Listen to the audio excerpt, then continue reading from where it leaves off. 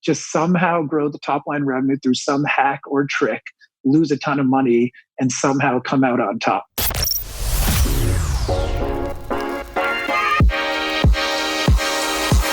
The Phil Bach Podcast. Investing, economics, entrepreneurship.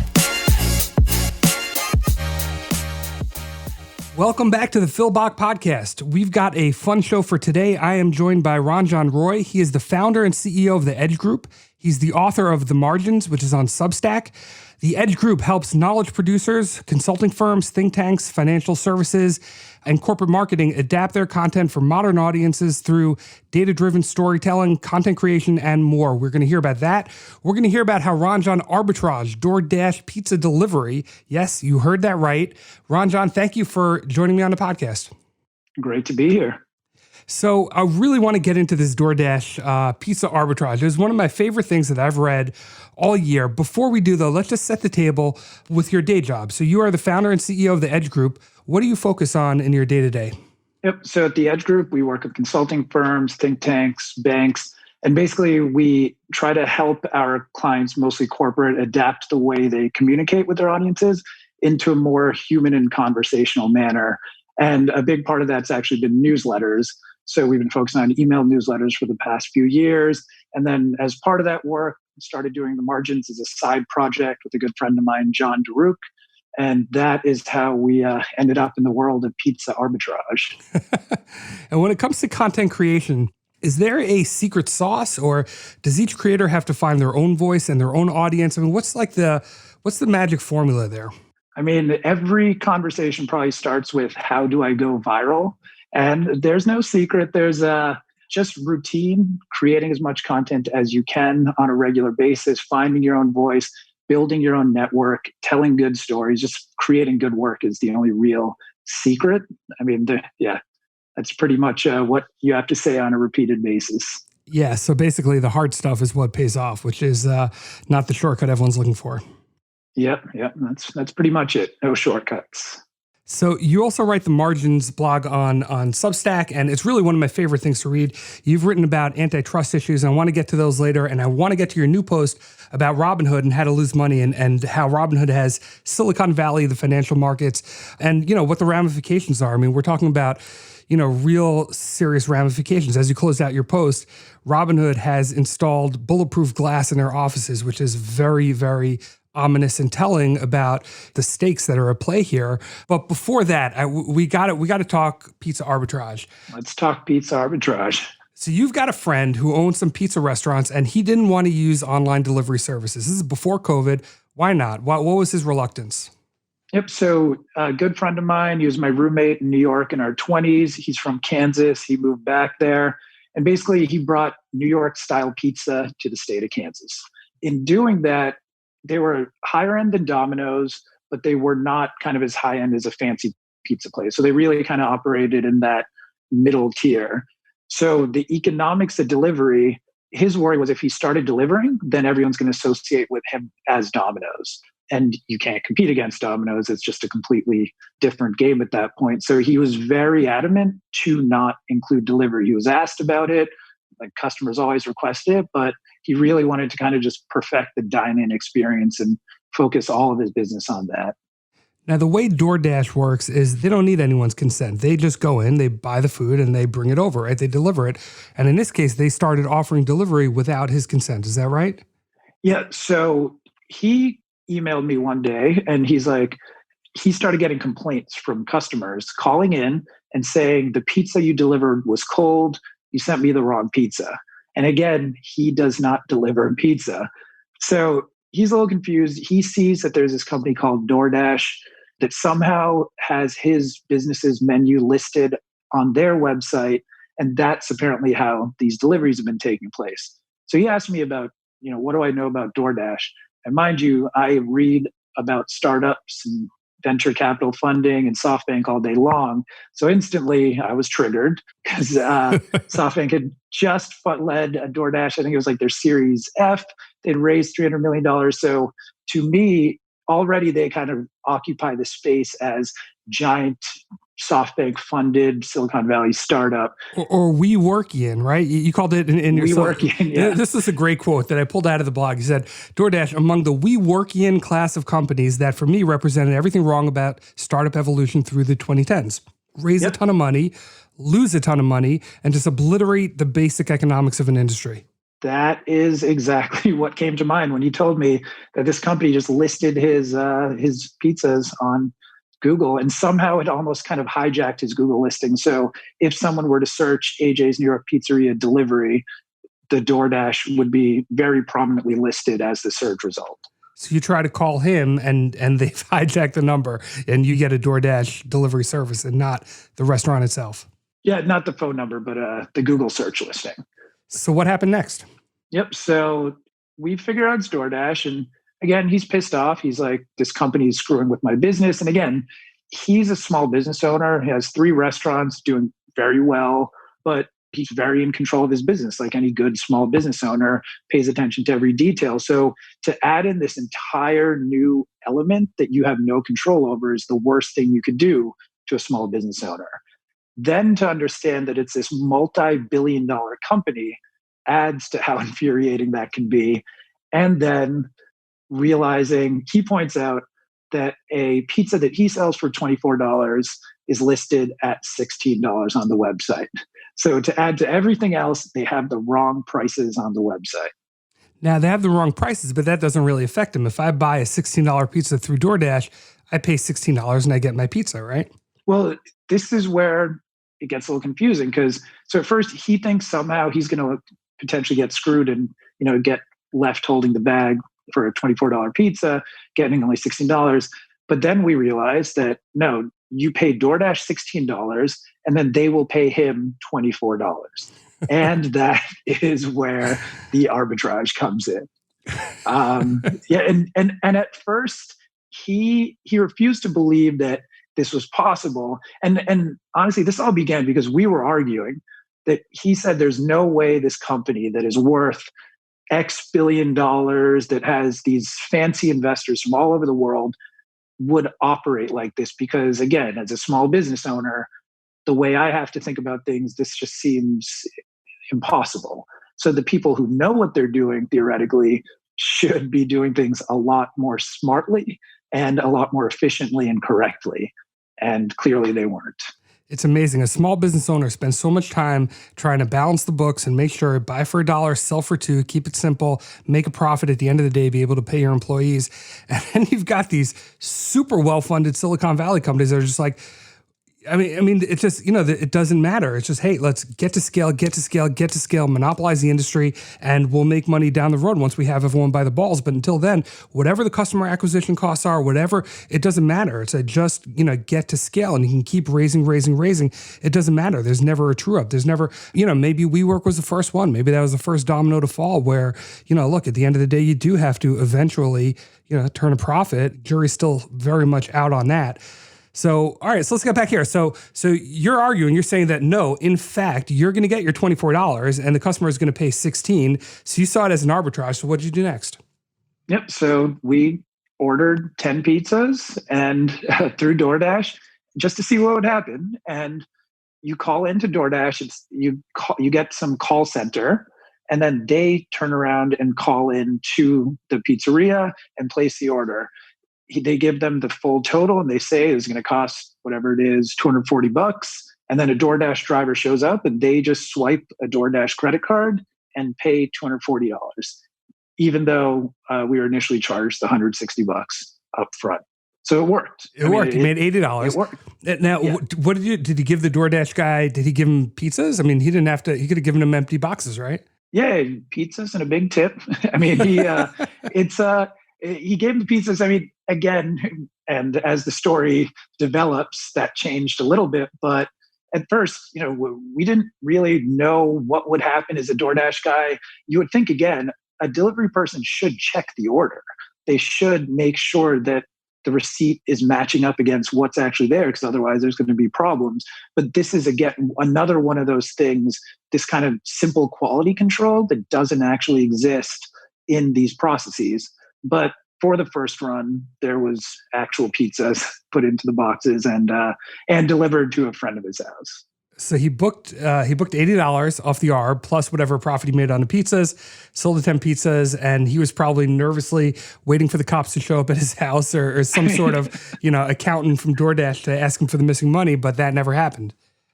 Yeah, I would genuinely say we were convinced there'd be some email from Doordash, just as simple, like there was this error, we need to rectify it somehow, or at least the menu on the price would change.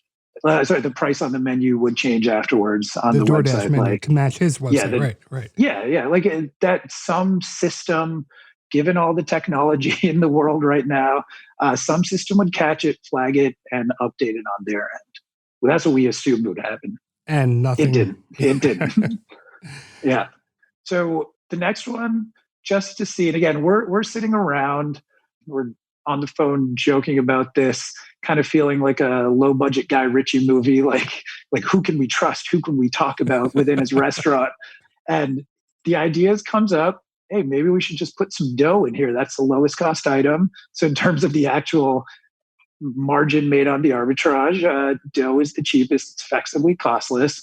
So why not just put some dough in the pizza boxes and avoid all the toppings and then do it that way? So how many trades in total did you guys end up doing? I'm calling them trades, I guess orders or, I know. I mean, all right. So we basically just did like 3 of these. And then I am joking because, again, in this Silicon Valley model, I'm telling him, you realize you can grow your top line revenue if you just do hundreds of these and then go sell to some other firm, because that's the exact model that a DoorDash or a WeWork is working off of. Just somehow grow the top line revenue through some hack or trick, lose a ton of money, and somehow come out on top. So that's what we're joking about. But again, for $80 here and there, this was more fun, but he has a business to run. I have a business to run. So even worrying or thinking about this stuff was just not actually worth it in terms of kind of like any profit motive. So in the end, you ended up writing about it. And was there any blowback? Did DoorDash reach out to you or him in any way? Or was there any, what was the end of the story here? DoorDash has never reached out to any of us. There was in the Substack comments, actually, there like a Google representative was very actively debating with other people about the nature of kind of like hijacking listings and who has control and how that works. So Google was surprisingly very active in responding to this. But DoorDash, luckily, I don't know if there's some file on us somewhere. They're hopefully they're not too angry, and I'm sure they're doing fine because they just raised, I think, another $280 million. But there wasn't any blowback that we know of, at least. Now, you said in a follow-up post, you said that you found out after the fact that DoorDash had the lower price because it was a way to test the market or demand test or something like that. What does that even mean? I mean, why would they offer the pizza for $8 less? Oh, no. Okay, so to clarify, so the pricing error was actually due to a web scraping error. Because DoorDash, even what they're kind of known for is they just go into a new market. And again, Kansas was a new market. So this was not, they're going in fully automated, scrape all the websites, load it up into Google and just see what happens. So we could easily see there's like one column said 16, one column said 24, and they just applied the wrong column to the specific pizza.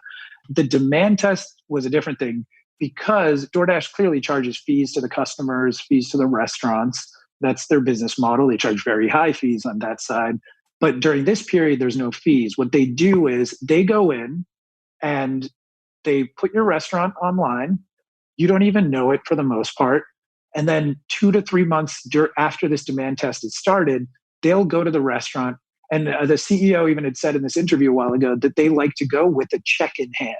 And they go and they say, we just earned your restaurant over the last 3 months without you lifting a finger, X number of dollars. And again, it's a pretty good pitch to get someone onto your platform. If you just told them without you doing any extra work, we got you this money and this additional revenue, it clearly can work well and has worked well. What I don't understand is these companies, like you said, they have no quality control. They don't have to negotiate with the restaurants. So their acquisition cost of their new deals is pretty efficient, pretty cheap. They don't pay their delivery people. The people are paid by the tips of by the people that use it. They don't have to pay any benefits. They don't have to pay any health insurance. They don't have to pay money into any 401k platforms. They've really got it rigged pretty good where they're just a middleman taking a tax, and yet they're not, like, I don't understand how they could possibly not be profitable. But not only are they not profitable, they are obscenely unprofitable. How is that even possible? This is the greatest mystery. As a business owner myself, you as a business owner yourself, as you just said, if you are in that position as kind of the expense-free middleman, you should be raking in money. And again, that's the Googles and the Facebooks have shown that when it's pure software, that the profit margins can be insane and obscene for any of these kind of businesses.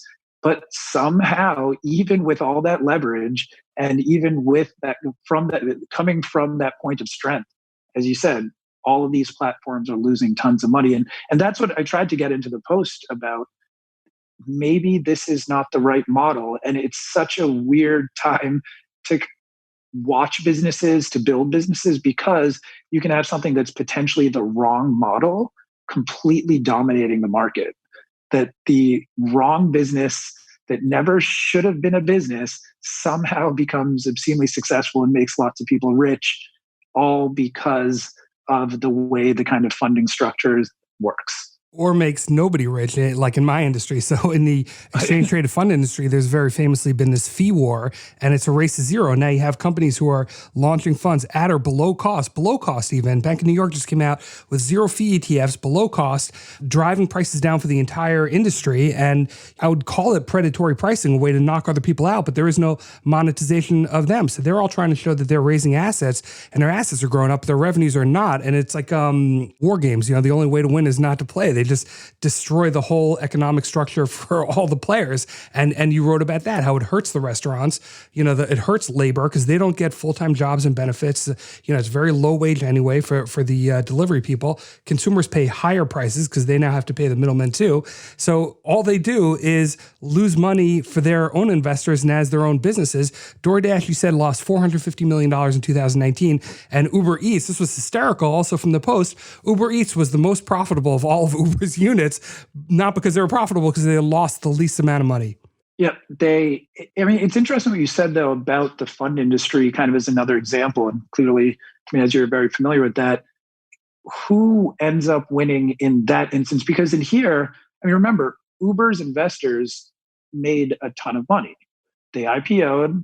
And again, the stock is, I believe, like 32, 33, probably it's below the original valuation, but still doing pretty well. DoorDash, again, raised a ton of money, and valuation-wise is a rocket ship. On paper, everyone is going to be worth a lot of money. These companies might IPO. Grubhub just got bought for $8.5 billion. Postmates, who was losing tons of money and everyone just kind of thought was dead in the water, just got bought above their last private market valuation by Uber. So people are making actual money in a lot of these situations. People are making money, but in the short run, yeah. In the short run, it depends on there being another sucker at the table on the next round. Yeah. And the ultimate goal is to dump it on the public markets. And the assumption is that they'll be able to do so. And we saw with WeWork, that was where the music stopped, right? So everyone's, Series A, Series B, Series C, and it's just the valuation is going up, up, up, up, up. And then all of a sudden, the public market tossed it back and they said, you know what? We got a little ahead of ourselves on this one. We're not in. And that was when all of a sudden everything fell apart. Yeah, public markets, I would hope, are the check. Public market, they're supposed to be. The way this entire capital supply chain was invented, developed, and evolved was private markets, opacity, but over time, you get to a certain point and then you open your books and now you're a theoretically transparent, operationally efficient, mature company. Clearly, again, when startups, quote unquote, are still startups and raising a Series N, which is, I think, what SpaceX just did, and are in the tens and near hundreds of billions of dollars, if you're ByteDance. Clearly that market changed. It evolved before anyone really figured out how to keep up with it.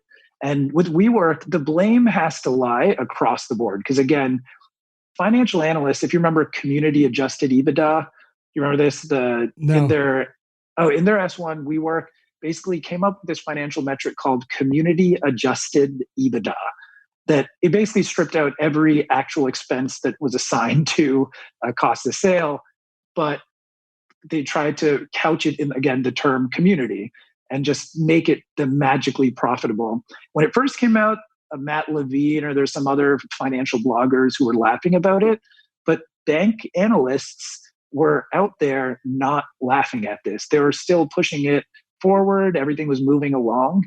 So I mean, in terms of how thoroughly and how much the infrastructure of the public markets are set up to actually capture these things, I hope that they end up the check. But as of now, there's still a lot of weird things happening in these markets. Yeah, well, you don't have to look further than Tesla to say that the public markets are not always a true up of intrinsic value, right? I mean, yes. Narratives play just as well, but hopefully that IPO process does act as some sort of gatekeeper. Because look, I mean, eventually on a long enough time horizon, all these companies eventually, somehow, some way, probably in a bear market when, cash becomes super tight, but eventually they're going to have to stand on their own. They're going to have to be viable businesses. They're going to have to, I would hope, especially in the public markets, that there is a long-term mechanism for some sort of true up to any sensible valuation, be it future dividends or breakup value or something, some sort of tether to something that's real, or else what are we doing? Or else we're just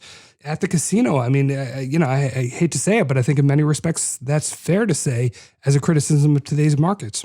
Yeah, I think in terms of when does the music end? One thing, especially on the food delivery side, a lot of people were saying, the information had published this post around, so Meituan Dianping in China is profitable on the books. Now, that's a little questionable because they actually have a big financial services product arm as a food delivery company, which, whatever. And that's incredibly profitable, and that's kind of helped juice their earnings. But they consolidated, they monopolized, and there's only one big player now in that market. So then, again, standard kind of reasons a monopoly becomes profitable. You cut tons of costs across the different companies that merge. You raise prices on every stakeholder across the value chain. And then theoretically, you should be able to become profitable. So I still think that's the end game here for any of these companies, whether it's a duopoly or a triopoly or whatever it is. Unless they raise prices, it can't continue. Or, well, the other thing that could throw a wrench into it is if we finally start to see, antitrust law in this country be upheld and people actually taking it seriously. I mean, you've written a lot about antitrust issues, and I'm glad you do, because we're seeing rampant antitrust abuse across every sector of the economy, including mine, but also in every other sector. And in a recent post, you talked about Amazon private label tactics and their predatory pricing. Again, it's my words, not yours. But tell me what you found with Amazon private label. Yep. So Amazon's private label, the way they operate the business, it's one of those interesting things because for so many of these questions, people who are kind of pleading the case on Amazon's side, they always make the case that it's just like a grocery store. Grocery stores have private labels that are, they make cheaper than the actual brand name products. Most retailers, Target, Kohl's, all these companies do this. But again, it's the same thing as saying there was local newspapers before Facebook. When these things happen on an internet scale, it's just different. And the fact that Amazon can bring sellers onto their platform, understand all the data behind the sellers, even say that they're not using that to inform the way they create private labels, but then the Wall Street Journal actually finding out that no, they are using this data to inform the way they create private labels. So imagine they see what are the most profitable products, what are the products that not the most popular, but the ones that are kind of growing quietly. They have that data before anyone else. And in some cases, they can see the suppliers and manufacturers of the products that people on their platform are selling. With all that, it would be near impossible to not make money off that and then outcompete your small sellers that are using your platform because that's the only avenue to customers that they have. So to me, the way they've operated their private label business, should be one of the most clear-cut antitrust cases kind of in the general public right now. Yeah, and there's been no enforcement. And, we're slowly starting to see in the political world, people talk about it slowly. I don't know if it's going to break through or not. I don't know what it's going to take. I mean, we're in a pretty perilous situation as it comes to small business and entrepreneurship in this country. So hopefully they are taken seriously. Let's talk about your newest post, Robinhood and how to lose money. And you talk about the gamification of investing. What does that mean? All right. So in the post I talk about, and for context, John Daruk, who I write the margins with, he was cracking up when he first read this. We always edit each other's posts because I made the comment that one, I was happy with a $5 trading fee at Fidelity because it just made me stop for a second and think. And then two, which was even more ridiculous to him, is I liked the fact that Fidelity's mobile app was not very good, because I don't want to be trading on the go. I don't want to be constantly checking my phone and actually trying to execute trades. I want to be sitting at my desktop at full attention. And if I'm going to actually execute a trade, because I don't trade very often. I invest. I trade options. I take positions, but I'm not constantly hitting my phone. And the way I watched a lot of my friends kind of use Robinhood, the way even Robinhood themselves with like little confetti when you trade, and the way they built the system 5 years ago before this was a concern. I mean, I was reading TechCrunch articles about how wonderful their UX gamification was, and how like they would proudly say that they made trading fun. And to me, that was always, as someone who comes from a background as a trader, that was terrifying. Yeah, I think it's important to establish that, because you're not some prude saying, "Oh no, don't buy stocks." You were an FX trader at a major bank, and you've had your own investing stories that you talk a little bit about, and you called it a hero's journey. You've had your own ups and downs in investing, and have learned the hard lessons that you're not always going to win. And if you go on a run, you may give it back over time if you're not careful. And it's not a game; it's a gamification, but it's not a game. These are people's life savings. Yeah, that's exactly it. That I fully endorse trading options if you know what you're doing and you have a view you can't express in other ways in the market.